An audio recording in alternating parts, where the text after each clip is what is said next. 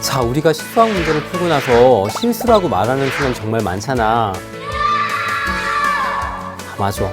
쌤도 저런 실수 많이 했던 것 같아. 그럼 첫 번째 학생부터 쌤이 차근히 어떻게 하면 그런 실수를 줄일 수 있는지 알려주도록 할게. 쌤, 제가 처음 문제 풀 때는 이해했다고 생각했는데 맨날 답지 확인해 보면은 자연수 같은 간단한 조건들 빼먹어가지고 맨날 틀리는데 이런 건 어떻게 고쳐야 될까요? 자, 일단 첫 번째 학생은 문제를 볼 때 덜렁거려서 조건을 빼먹는다고 하네. 쌤도 그런 적 정말 많거든. 문제에서 굉장히 중요한 포인트를 짚어주는 조건들이 있는데 그 조건들 때문에 마지막 정답이 달라져. 근데 그런 조건들을 빼먹으면 내가 다 구하고도 답을 틀릴 수 있겠지. 그럼 그런 순간들이 언제 벌어지는지 쌤이 한번 예를 들어주도록 할게. 아마 이 예를 보면은 나도 저런 적 있는데? 하고 아마 깜짝 놀라게 될 거야. 지금부터 간다. 자, 어떤 게 있냐면 식에서 이런 식이 나와. ax제곱 플러스 bx 플러스 c는 0이라고 이렇게. 자, 얘 보고 쌤 저거 2차 방정식인데요? 이렇게 말하면 곤란하지. 문제를 잘 봐야 돼. 그냥 얘를 보고 저거 2차 방정식이지 라고 해서 문제를 푼 제자들은 덜렁거린 거야. 문제에서 만약에 얘를 방정식이라고 표현을 해놨으면 a의 값이 실제로 0이 될 수도 있는 거야. 그냥 방정식이라고 했잖아. 맞지? 그러니까 0이 되면 우리가 1차 방정식이 되는 거고 b도 만약에 0이 되었다면 그냥 상수함수가 되는 거지. 이해가? 만약에 내가 이 문제를 보고 2차 방정식이라고 느끼려면 문제에서 어떻게 나와야 돼?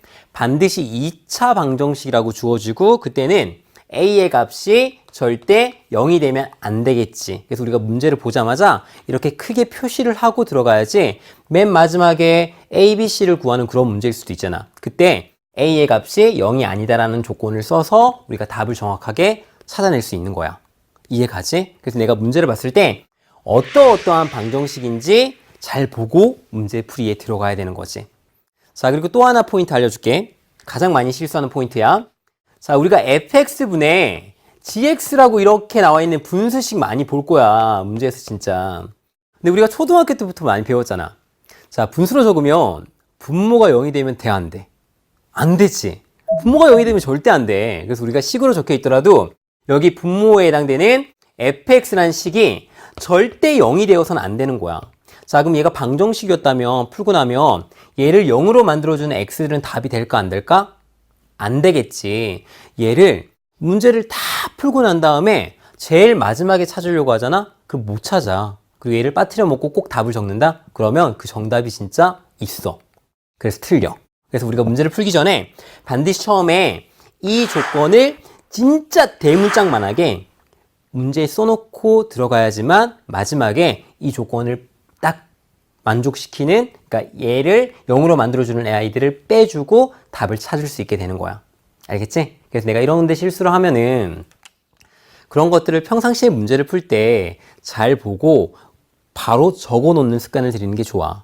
그럼 이런 것들은 어떻게 정리해요, 쌤? 그건 사실 다 틀리지. 왜냐면 쌤이 실수하는 것도 다르고 우리 제자들이 실수하는 부분 다를 거야. 자신만의 실수 노트를 만들어야 돼. 그리고 이런 내용들이 있으면 그런 것들을 매번 적어가면서 확인해보는 노력을 해야지만 내가 실수를 반드시 고칠 수 있게 된다. 알겠지? 그리고 두 번째로 덜렁거려서 문제를 잘못 읽어서 틀리는 경우가 많을 거야. 그거는 얘랑 좀 달라. 얘는 문제의 조건을 못 본 것이고 덜렁거려서 문제를 잘못 읽는 케이스는 어떤 경우인지 한번 보여주도록 할게. 우리가 도형의 평행이동 고1 때 배웠지. 그때 어떤 말이 나오냐면 평행이동을 해서 어떠한 곳으로 옮겨진 이라는 말이 있고 평행이동으로 무엇을 옮길 이렇게 말이 나올 때가 있어. 자, 무엇으로 옮겨졌다라는 것은 결과지, 맞지? 어떤 도형이 있는데 평행이동을 통해서 나왔던 결과가 나와 있는 거야. 이해가지? 근데 평행이동으로 무엇을 옮긴다는 얘기는 그 아이를 지금부터 평행이동해서 옮길 거라는 거지. 그래서 이렇게 주어를 정확하게 파악해야 되지 그냥 평행이동이란 말만 보고 식만 딱 보게 되면은 내가 문제를 잘못 풀 가능성이 있는 거야. 그러니까 평상시에 그런 중요 포인트들은 크게 동그라미를 치면서 공부하는 습관을 들이는 게 좋아. 그 포인트를 아는 사람은 절대 실수하지 않는데 그런 포인트를 모르는 사람은 내가 실수하고도 어떤 부분에서 실수했는지 모르거든. 실수는 자기 자신이 그걸 정확하게 인지하고 있어야 돼. 알아야 된다고. 그리고 알고 있는 것을 고쳐나가려고 노력할 때만 극복이 되는 거지. 그냥 나 실수했네? 이번에 문제 틀렸네? 이러고 끝내면 다음번에 똑같은 실수를 반복하게 되는 거야. 그러지 않도록 우리 하나하나 잘 보도록 하자. 알겠지? 그럼 두 번째 친구 만나보도록 할게. 제가 평소에는 진짜 괜찮은데 시험 때만 되면은 사칙연산을 자꾸 틀리게 돼요. 그러니까 초등수학을 다시 해야 되나 너무 고민이에요. 이런 실수 진짜 많이 할 거야. 이런 거 진짜 하면 진짜 자괴감까지 드는데. 우리가 더하기 빼기 잘못하거나 곱하기 나누기 잘못할 때지. 사칙연산 잘못할 때. 쌤도 강의하다가 실수할 때 많아. 그리고 다시 고치러 오고 막 그러거든. 그런데 그런 경우들은 평상시에 내가 문제를 풀 때 정확한 공간에 적는 연습을 해야 돼. 우리가 실제 시험에서는 평상시에는 그런 실수 잘 안 하잖아. 언제 유독 많이 하냐면 시험 때 많이 하게 돼. 왜 그러냐면 시험에서는 딱 적는 풀이 공간이 한정되어 있지. 근데 우리가 평상시에 문제 풀 때는 공간 제약이 없잖아. 그러니까 여기 끌적 저기 끌적 막 푼단 말이야. 근데 시험 때는 좁은 내용 안에 공간 안에 모든 문제를 풀어야 되다 보니까 그런 실수들이 반복되게 되는 거야. 그래서 평상시에 실제 시험처럼 공간을 한정 지어놓고 우리가 암산을 최대한 적게 하면서 풀이 식들을 꼼꼼하게 적는 연습을 해야 돼. 그리고 내가 만약에 사칙연산 많이 하잖아. 그러면 암산하면 안 돼.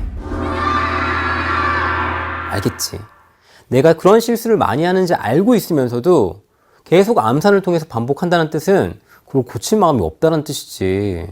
그러면 고쳐지지 않아. 알겠지? 내가 그런 실수가 있는 걸 알고 있으면 시험 때는 반드시 암산을 하지 말고 정말 간단한 곱하기 나누기더라도 하나하나 하는 게 좋아. 우리가 실수해서 값이 틀려서 다시 한번 계산할 때 시간이 더 많이 걸리지 그런 거 꼼꼼하게 적는다고 해서 시간 크게 낭비되지 않거든. 그러니까 한 번만에 푸는 게 훨씬 더 중요해. 자, 그리고 또 들어가는 거 있다. 우리가 초등학교 때 곱하기 더하기 나누기 이런 거 배웠다시피 고등학교 올라와서 그런 걸 또 배우거든. 그게 뭐야? 바로 곱셈 공식하고 인수분해지.